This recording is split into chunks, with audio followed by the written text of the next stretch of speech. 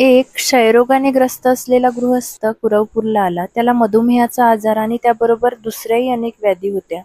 त्याला पाहून श्रीपाद प्रभूंना खूप राग आला. तो पूर्वजन्मात एक कुख्यात चोर होता. त्याने अनेक निरपराध लोकांची संपत्ती हिरावून घेऊन त्यांना निर्धन केले होते. एका उपवर कन्येच्या पित्याने तिच्या विवाहासाठी संपत्ती जमा करून ठेवली होती. ती या दुष्ट चोरांनी हिरावून नेली. त्यामुळे त्या कन्येचा विवाह होऊ शकला नाही. वर दक्षिणा देण्यास धन नसल्याने योग्य वर मिळू शकला नाही.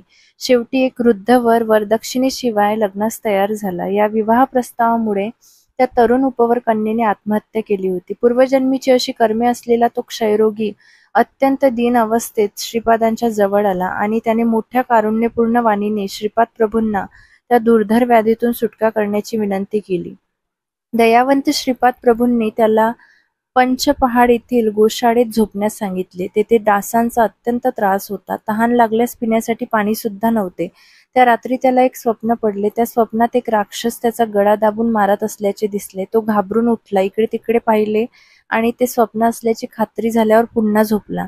त्याला पुन्हा एक स्वप्न पडले. एक मोठा दगड त्याच्या छातीवर ठेवला असून त्याच्यावर एक बलवान मल्ल बसलेला दिसला. या दोन्ही स्वप्नामुळे त्याच्या कर्मफलाचा परिष्कार होऊन तो आपल्या क्षयरोगापासून व दुसऱ्या व्याधीपासून मुक्त होऊन निरोगी झाला. अनेक वर्षे क्षयरोगाने ग्रस्त अशा रोग्यास श्रीपाद प्रभूंनी स्वप्नात शिक्षा देऊन कर्मविमुक्त केले.